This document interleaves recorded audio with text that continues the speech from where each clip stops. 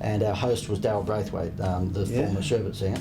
It was the best year of our life because we played Santa Claus. And the reason I bring that up is not to show off so much about the show, although I'm very proud of it. This is you giving back, making good with it. Well, yeah, it's that too, but it's also surrounding yourself with the right people. We had there were so few of us making this TV show because, keep in mind, we had no clue what we were doing. I had to bring on a couple of ex-Channel 9 producers to help me know what we were doing.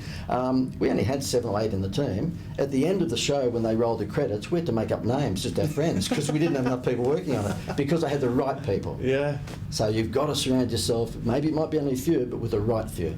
I suppose that there's a little hidden gem in there, which is when you have the right people, you don't need as many. You got it. Yeah, you got it. That's incredible. So whatever happened to the series? Well, you wouldn't believe it. It raided its head off. We were up against Hey Hey Saturday on a Saturday night, and we beat Hey Hey in every demographic except men under 35. Okay, so the TV networks are only interested in women because they're the grocery buyers. Yeah. And so we won every demographic there, and then they swapped it over to be up against. Thought, well, we've got ourselves a MasterChef here. Dreams can come true. We'll put it up against 60 Minutes. Wow. So we swapped to Sunday night, and I went, oh God, this 60 Minutes. How are we going to? You know, we won every demographic again except 2 men categories, and that was men under 25 who are not particularly after smolchy tearjerkers, and men over 54. But basically, all the women's audience we won, and it was doing numbers that are equivalent to MasterChef right now. So that's the sort of numbers it was doing. Wow. And Channel 10 booked a series. They said, okay, these are 1-hour specials. They were, and there was a number of them, and they said, look, this is working. We're going to put this up against This Is Your Life. So This Is Your Life was on Channel 9 at 8:30 on a Thursday. This was going to come up against it, a half-hour version. I was consulting to Women's Day at the time, to Nene King, and I was providing marketing for Women's Day. So I said to her, listen, I think it'd be a great idea if Women's Day presented Dreams Can Come True, and we'll give you a double-page spread every week that the show's on about, you know, what the subject matter of the show was. So she came to the party and decided to sponsor the show. So we're underway with our first show. Women's Day presents Dreams Can Come True, Beautiful Marriage, and the Channel 10 programmer that booked it, Ross Plapp, left Channel 10. New guy came in called David Mott, contacted us and said, listen, I don't like smolch, I don't like tearjerkers, and we can get the 902, what was it, 90210? We can get that for 25 grand, you're charging us 75, whatever it was at the time. And I said, yes, but we've got a contract for 13 shows. He said, sue us. Wow. And we learned a lesson there that there are only 3 retailers when it comes to television. They're called 9, 10 and 7, and if you sued one, then you probably wouldn't be able to get jobs from the others. So although I went down the legal path for 5 minutes, the lawyer said to us, listen, you know, if you kick up a stink about this, do you want to make some more TV shows? And at the time I did. I haven't since. I've got back to my knitting. But at the time I had aspirations, so I said, I will let it ride. It was such a shame because it would have been a spectacular weekly show. How incredible. Mate, I am just so blown away by your life experience. Oh, thanks. So has there been one particular point in your life? Did I tell you I was the Pope at one stage at all? No, but your wife actually did. She sent me an email. Yeah, she did. Yeah. She also said you consult. Oh, by the way, if you did come to confession, I've got a feeling we could be in there for an hour. It would be there for a long time. I need a book Chris for a month, I think. So I suppose that leads me to this question. This is in the theme, and you've told us a lot of stories of where you've been challenged. But was there, through all of this that you've talked about, has there been any moment in your life that has been a defining moment where it's been like a moment of almost awakening or awareness where you've just gone, you know what, this moment's going to mean something, and I'm going to remember this moment for a long time to come? Yeah, and look, I'm sorry to go back to that last story, but it was when I got the phone call from the rugby league to say you've got the trading card licence, and that sticks in my mind now many years later because that actually showed me there's a payoff to persistence. Yeah. And in that book that you kindly promoted at the beginning of the interview, there's a part in there talking about one's influences, and you know, there's no question if you're from a creative side of the brain, then the likes of Walt Disney's and Spielberg's and George Lucas's and all those come up, you know, the Steve Jobs and so forth. But there's a guy called Winston Churchill who I was reading a book, and back in 1940-something, when he visited the school that he used to go to, he was Prime Minister, and he visited the school that he went to, he gave a very famous speech, and in that speech he said to the children, remember one thing in life, never, ever, ever, ever, ever, ever, ever give up.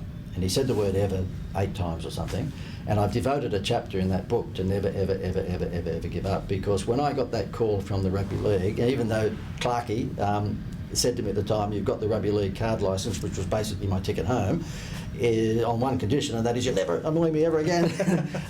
The fact is that phone call to me changed the way I looked at everything in life, because I realised then, whether it be illness, whether it be personal relationship problems, whether it be business, if you never ever give up, then there can only be one result.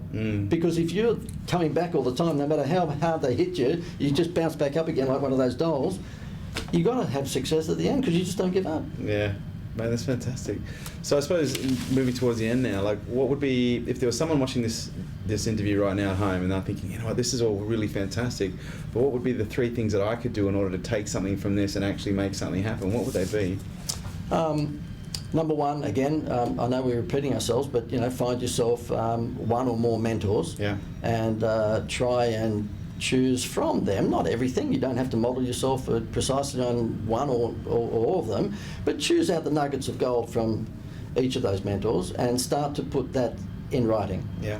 I always have so much more trust and confidence in people that who put things in writing. You know how people say, "Oh, we must do lunch," and we never get around to it. Whereas if you put it in your diary and that was Thursday, the 14th, then chances are you'd probably do lunch. Schedule it done. You got it. Yeah. There you go. So number one, I really do think that you should find people that mirror the sort of values and the skills that you'd like to acquire, or that you already have, and you just need to hone those skills. Number two, I think I've had to stop being a ridiculous perfectionist, in the sense that I would not launch things until I had them finished. Yeah, I hear that and clear. And that's crazy. I drove my wife crazy. I mean, she said, "Would you look? It's 3/4 done. Would you just get it out there?" And now I do that. Yeah. And so therefore, I believe that even if you have not finished the project to the level that you would love to get it to, don't wait until you're retired. Right? Get the thing out there and tidy it up along the way. Just tidy it up along the way. And that's not to say you put something out there that's broken. I'm not saying that at all. But don't wait for it to be 110%. It's fine if you've got it out there. It's better to have something on the streets at 90%. Look at McDonald's, for example. The burger's not perfect, but it's a burger. It sells. Yeah, dead right. Yeah. Boy, is it not perfect. They probably should serve it with a straw. Can I ask you this? Of course. Do you think, just on that subject, do you think that McDonald's have dropped the ball in recent years in terms of their customer service? In terms of customer service, yeah, I think they have. I think McDonald's for a long time has had, and it's interesting because I was having this conversation yesterday, and I was talking about someone else who's in our industry right now who doesn't have the best burger, but they have the best delivery system, and they're doing incredibly well. And I think if you look at McDonald's, I think one thing McDonald's does very well is they essentially train 15-year-olds to run $1 billion business, which I think is incredible from a resource perspective. But yeah, I think from a service perspective, they haven't moved forward. If anything, they've gone backwards. I agree. I know that we've all, particularly those of us who are on the stage, always talk about the wonderful customer service that McDonald's have been renowned for. I just think in the last 3, 4, 5 years that's dropped a bit. Yeah. I agree. Number 3, research. What I find, particularly with small business owners, is that they don't research. So when I say, look, don't be frightened to release a product or service when it's 80 or 90% there, hopefully that 80 or 90% has been based on original research. And I had a classic case not long ago where there was a client of mine who owned one of those Clark Rubber style stores, and he opened up a store in an area not far from the Gold Coast, and within the first year he basically had to walk away from it. And he asked for my help towards the end of it. It was all too late. I said to him, "Have you done any research on whether or not this area could sustain a Clark Rubber store?" As it turned out, he opened up his store in an area that just simply going into the ABS, Australian Bureau of Statistics, was the highest unemployment area in Australia. Oh, wow. So here he is opening up a retail store in an area where there was empty shops like you wouldn't believe along the main street. And the demographics of the area were very, very, very sort of lower to middle class, who don't tend to spend money on that sort of thing. And of course the unemployment levels were incredible. So and it's so easy to do now with Google and keyword research and trending tools. This will take you back. I remember I was in information marketing before the internet really became big, and one of the things that we used to do before releasing a product is we'd create a whole bunch of line ads and would basically invest $800 to put them in all the local newspapers all over Australia. and whatever line ads would sell a product. Like it might have been desktop publishing set for $97, but we wouldn't have had it, or a photography course for $97 or whatever. We'd just create these little line ads with $800 to advertise in 18 newspapers, right? And we'd do it, and whatever the ads that got the response to would then get someone to create the product. And nowadays with Google, you can do exactly the same thing with AdWords. You can create those. The classified ads have moved online now, and I think it's so easy to see if people click on a link for that. Will people essentially opt in some fashion? And it's so easy to do. So I think that's like eBay, for example, with Terapeak. I mean, you can just find out what's selling before. No, and so research, it really is. It's quite incredible how many people open a business without doing any research on the popularity of those products or services. It's just crazy, and it's easy to do. Even with SurveyMonkey and things like that these days, you can actually just very, very cheaply and very quickly find out whether or not your product or service has got any appeal. Absolutely. So, John, if anyone wanted to find out more about you, where would they go to find out more? Mate, the website is theinstituteofwow.com. instituteofwow.com.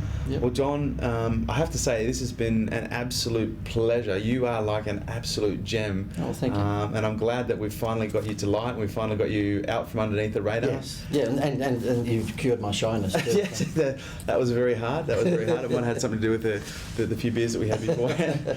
But mate, it's a real pleasure. I'd love to have you back on the show. Oh, look, I'd be more than happy to come at any time. So thank you very much. Fantastic, John. Absolute pleasure. Thanks, mate. Ladies and gentlemen, Kerwin Rae here, finalising the Maven series with Dr. John Dwyer. Now, I don't know why I called him Doctor, but it felt appropriate. I'll tell you what, you would not want me examining you. So for more information, don't hesitate to come back. Same time, same place, same channel. Speak to you guys real soon. Take care.